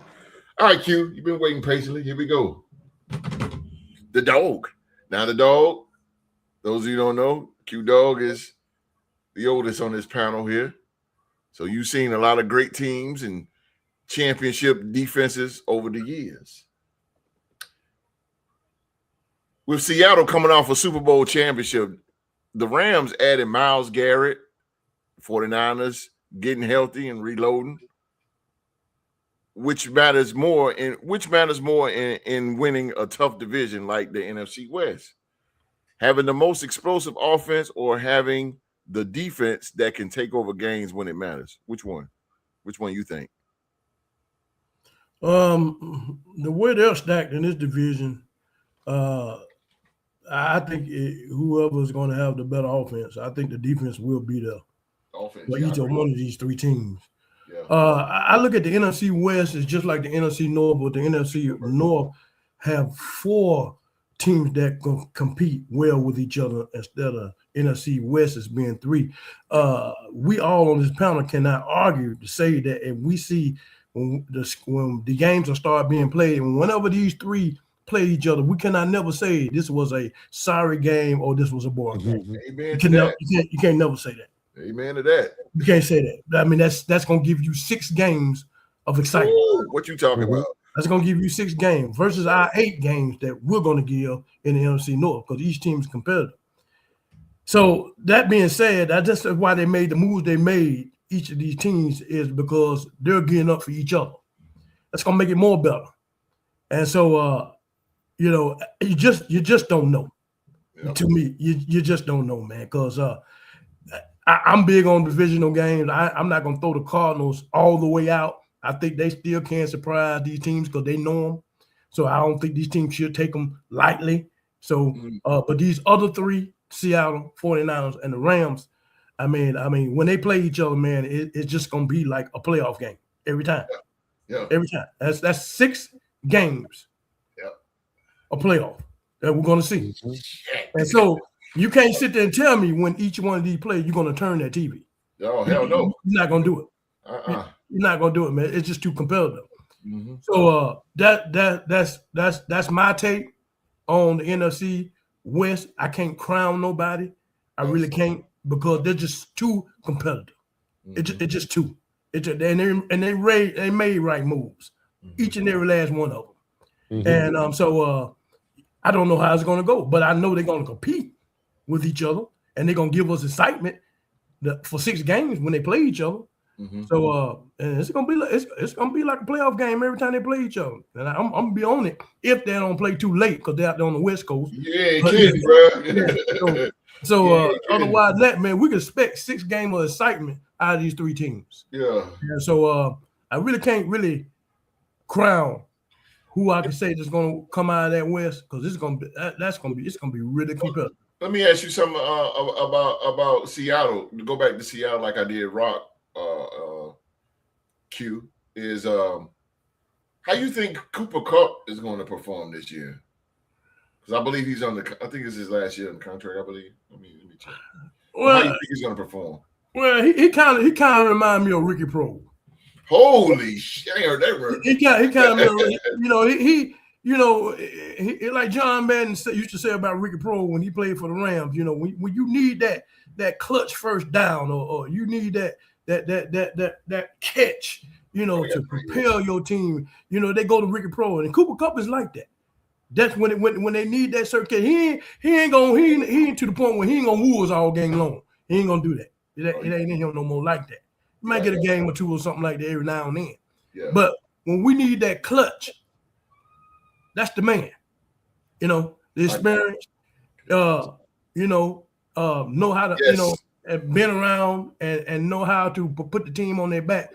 The Moses Malone, take them to the promised land type of Moses. Yeah, the promised land type of guy. You need those crafty veterans like that on your team. So yeah, I mean, I would say Cooper Kupp, as long as he like I say, he ain't gonna woo us up and down the field like that, but he will make clutch moments and clutch plays. 1-2. So is that a good 1-2 combination with Jackson Enigma, Smith Enigma, and Cooper Kupp? Phenomenal. I think Enigma. You might. I think they go to him like they go to say Amon Brown for the Detroit line. I can see that, man. I think they go to him a whole lot. I can see that. And I think that the defense might try to clamp that down a little bit. I can see that. But you're not gonna get the same Cooper Kupp. So you might have a third receiver that's gonna come in there and pick up the slack that Cooper Kupp can't do because he's a little longer than 2. Yeah. But I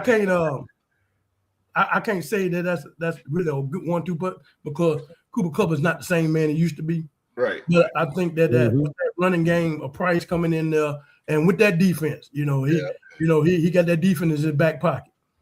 Sam Darnold, he got that to lean on. So but I really feel this defense here. I mean, this division right here is going to be so competitive, and they're just like they're gonna fight, man. I mean, when these 3 teams play each other, these 6 games, we see them, bro. We're gonna come out delighted, and we're gonna be happy that we have seen 6 competitive games come out. I agree with that shit. Brian Fleury is the offensive coordinator for the Seattle Seahawks. I don't. You said Armbar.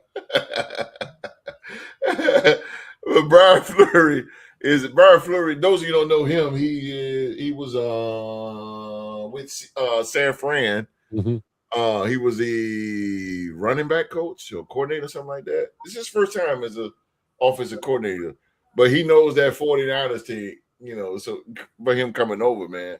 So I mean, I don't know. I think since Clint Kubiak is going now, that offense, I think it's going to be clicking, but not like how it was last season. I think, and I agree with Rock too. Just going by what all y'all said, I agree with Rock. I think Sam Darnold is going to continue to climb, and I really enjoyed Minnesota Vikings. Sam Darnold, I really enjoyed him because that dude he was hot as hell. He looked like the Sam Darnold that came out of the draft. I really enjoyed him, bro. Yes, sir. I enjoyed it. Like him. Yeah, Brian Flaherty. The thing with Darnold too, though, both the season at Minnesota, appreciate you, as well as the season in Seattle, everybody basically discredited him before he even played a game. Yeah, and they looked at him like he basically stayed in everybody's, blind spot. Yeah, nobody's going to give that luxury to him this year. There's a difference between playing when you're an underdog and when you're in people's blind spots to when you have a target on your back. Yeah. And Sam, we know what happens when the pressure is the most. Yeah. And when they got a lot of film on him now from last year in Seattle. And we saw first game of the season against San Francisco 49ers driving down at the end of the game to win the game, and he fumbles in the red zone to give up the game. Yep. The Rams made him 4 interceptions or was it 6 total turnovers with sacks and sack fumbles, something like that, like ridiculous amounts. The old Sam is still a little bit there, but the Seahawks did prove that even with a guy that has that kind of those kind of flaws, you can still win with that, with the game plan. JSN, he's so good. He might make you rethink what a wide receiver 1 is, because he's only 6 foot tall. Yeah. And you know what I say about wide receiver 1s? They have to be tall as well. They have to have all the skill that JSN have, but you have to be able to go on 4th and 7, 4th and 15, and go 50-50 ball and just throw it up high and let him come down with it, sort of thing. JSN doesn't have that. He's 6 foot tall. He can't moss people, right? But there's gonna be a factor. I don't think they're gonna crash and all of a sudden we're gonna be like, how come it's the Cardinals and the Seahawks, fighting for last place in the division? I don't think that's what's gonna happen, but I feel like they will face enough friction that they're 10 wins. I can see them winning 10 wins, and a couple of those being difficult wins that they have to have a couple lucky bounces. I don't think it's going to be easy for them going forward anymore. I think Sam Darnold has reproven that, okay, now we got to take you seriously, and offensive coordinators out there are going to look to make him do the things that he does bad. And if this new offensive coordinator can't do what Todd Monken did for Lamar, it's gonna be iffy. He did play a great game in NFC Championship. I agree with you, Siglini. It is gonna be different. Those first games in the playoffs weren't statistically great, though. Yeah, his only good playoff game last year was in the NFC type, in the actual Super Bowl, right? So, right, exactly. He said, "See, this is what I'm talking about right here. Before we close it out here, expect a lot of tight end formations. 2 tight end. I hate 2 tight end formations. I do. What do you think of the 3 tight end formation? Yeah, that's damn. You pushing it. That's what the Saints used to do back in the day. 3 tight ends, but I can't stand 2 tight ends. 2 tight end formation, because then you got one. You got one on a. It's take too much time to explain it, but I just don't like it. I don't like it. Here's another question from King Vegeta for you guys: who's going to cover JSN exactly? What, anybody in that division that y'all can? I think McDuffie. Yeah, McDuffie. Yeah, McDuffie was, for a purpose. Yeah, for a purpose. I think the Rams went got it for a purpose. I'll say it from a Vikings perspective, okay? Mm-hmm. We had Randy Moss in his prime. He had one of the best offenses in the league that year. We didn't win a Super Bowl. It's not all about how good the number 1 receiver is either. A lot of other things have to go right. 98? Yeah. Oh, yeah. So you can have the best receiver in football. He might be doing incredible things, but at the end of the day, that doesn't always win you the game. I agree. Right? I agree with that. JSN is a phenomenal player, and I'm not ever going to take anything away from him. he makes me literally rethink my theory on what a wide receiver one is because he's that good. But Christian He Gonzalez does what Amon Brown does, like St. Brown does, but like better. You know what I mean? And I never will give St. Brown the WR1 moniker because he's just not that guy. I don't care. He's an extremely good possession receiver. You know, that's it. He's Chris Carter. We don't have dominant like how we did back in the day. We don't have dominant corners, but Christian Gonzalez really put the cuffs down on JSN in that Super Bowl. That's my boy. That's my boy. He put the goddamn cuffs on JSN, bro. That's my boy. Yes, sir. He put him in his play, and he wasn't doing nothing but zoning. He wasn't even man to man with his ass. He was now. He's not a good man to man type of guy. He's not like Darrelle Revis.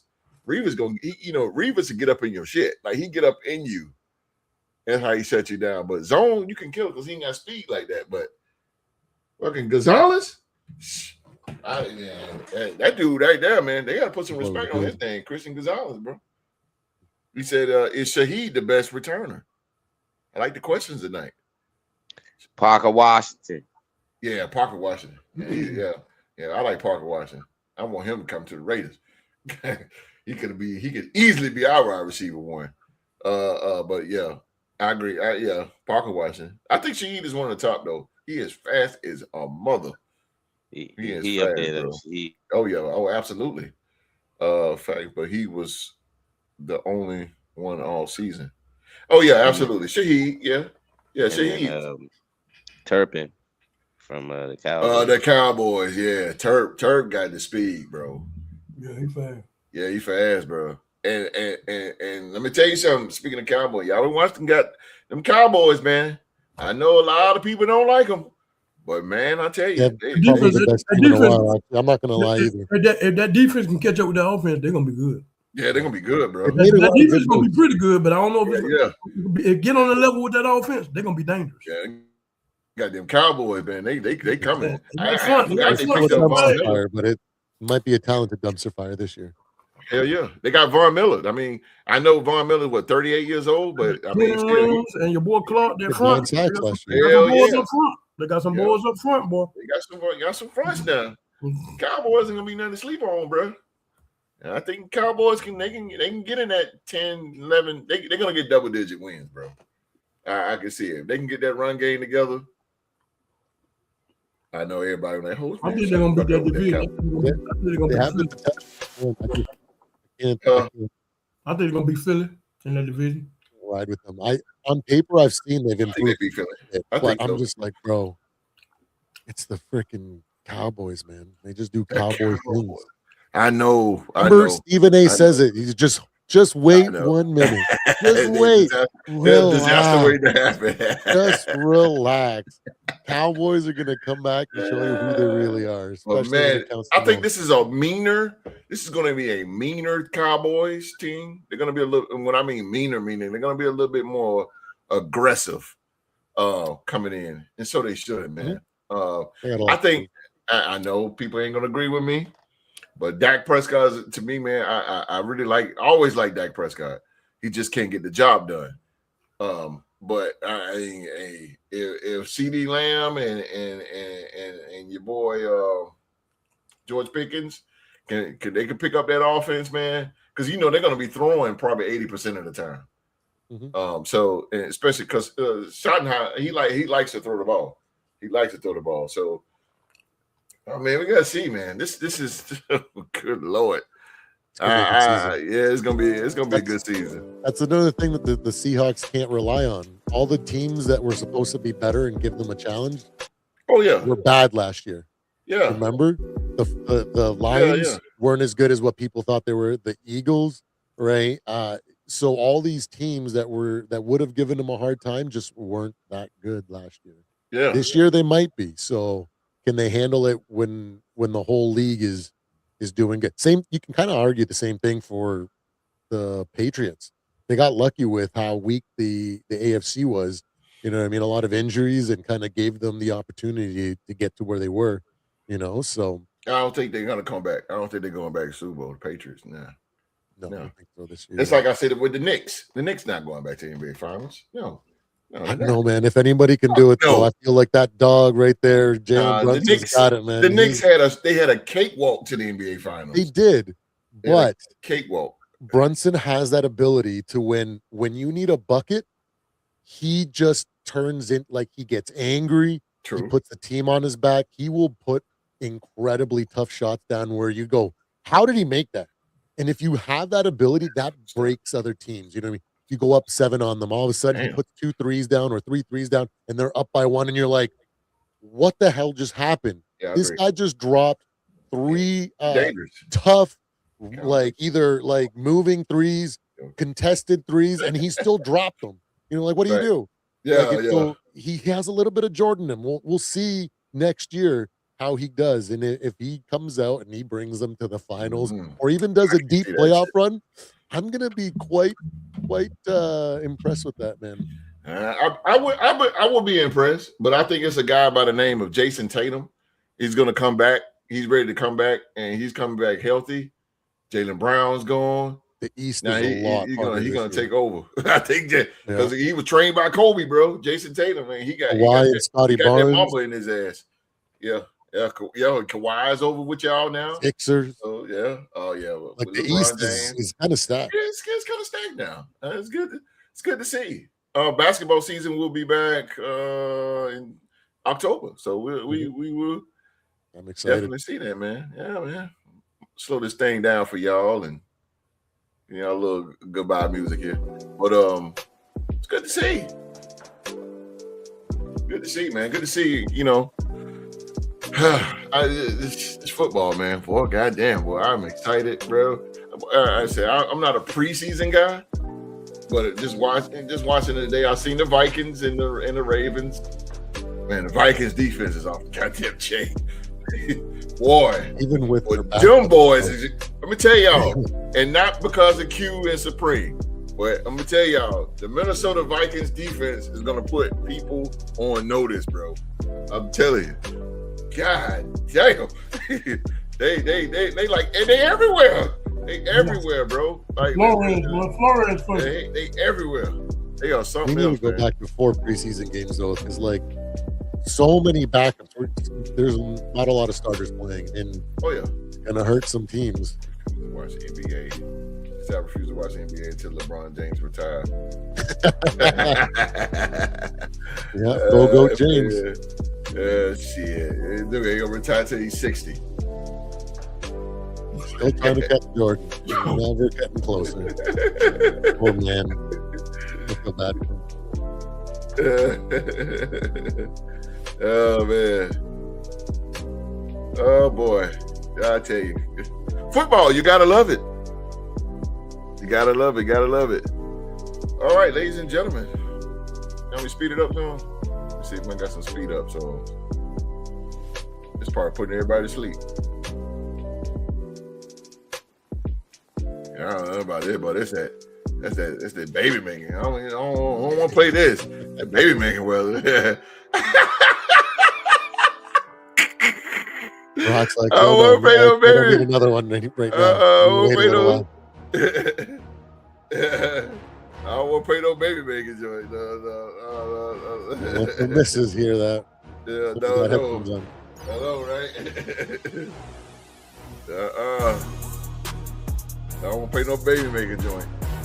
All right, ladies and gentlemen. Hey, King Vegeta, do me a favor, man. Well, welcome to the show. Do me a favor, King Vegeta, if you're listening. Hit that subscribe button for us, man. Hit that thumbs up, first of all, and then hit that subscribe, man. We on every single Saturday night. And you think this show was good. You just wait till the season. Oh, boy, we're going to be talking. We're going to be talking, bro. We're going to be talking that talk, bro. BG's too much heaven. Larry Joe Bird all day and twice on Sunday. Larry Bird. BG, too much heaven. That's old school right there. That's too much. Yeah, it is. That's old school. All right, man. Ladies and gentlemen, as always, man, I want to thank each and every one of you for for being here for another episode of the Real Sports Talk Show, man. We appreciate everybody who came through, show some love, join us in a live chat, and spend another Saturday night with the Real Sports family, man. Thank y'all so much, man. If you enjoyed the show again, man, make sure you like and subscribe and continue rocking with us each and every week. Each and every week, man. Thank you guys so much, man. Our 2026 NFL Division Champion predictions is officially complete. We went through every division and broke down the teams. And tonight, man, we put the finishing touches on the series with the NFC West. The Real Sports Mafia, man, we hope you enjoyed every single division breakdown and had much fun, going through the journey with us. We bringing it to you, man. We have officially now 18 more days left until the 2026 NFL season kicks off in full gear, man. We cannot wait. We got 18 days, fellas. 18 days. And it will be here, man. So you already know we are ready. And we ain't done, man, because Tuesday night, 7 p.m. Eastern, man, the Real Sports Live Wire will be back, man. We're going to be talking some pro wrestling. And we're going to bring that trivia. We got the number one contender, Young Mark. He steps up to challenge the reigning wrestling trivia champion, Rockstar Rock. It's going to be Mark versus Rock. Wrestling Trivia Championship on the line Tuesday night, 7 p.m. If you're a pro wrestling fan, we're going to talk a little wrestling first. Then we're going to get into it, man. It's going to get into one of the most biggest trivia matches, man, with Rock and Young Mark, man. It's all going down. And then we'll be right back here next Saturday, man, with more great sports conversation and the hottest news going around the sports world, man. It's going to be coming, man. The dog will be here, y'all. The dog will be here. He will be in the building. Stafford is going to taste a lot of grass this year. Ooh. King Vegeta, man, you got to hit that subscribe button for me. Let me know. Hit that subscribe for me, man. Come on back and talk, man. Come on back and talk with us, man. We appreciate you being on the show. Real Sports Mafia, man, you guys are part of the show. Thank you guys so much, man. Thank you guys. Any more comments before we get out of here? Wait a minute. There's another one. Oh, appreciate you. I did. All right. You part of the Mafia now. You are part of the Mafia. So we want to hear from you, man. If let me see. Here's another one. Have fun. Great talk. Love the topics. Appreciate you, Roberta. All right, Roberta. Appreciate you, Roberta, man. And King Vegeta, make sure you come on back. If not, I had to sick the dog out on you. I will put the dog on. That's what I'm start doing, man. I'm gonna sick the dog on y'all, man. That dog, but he don't play. He don't care about no tears. He don't care about none of that. That's my man right there, man. All right, let's get the hell out of here, man. Again, man. So we'll see you guys Tuesday with Pro Wrestling Talk on Live Wire. If you ain't a pro wrestling fan, that's fine. Come on back Saturday. We got more to talk about. Great discussion. And we got the hottest news that's going on in the sports world, man. So we going to get the H up out of here, man. So until then, on behalf of myself, Latino Heat Supreme, the legendary Q-Dog, and Rockstar Rock, baby. Everybody around the world, please be safe and stay safe. And that's in order.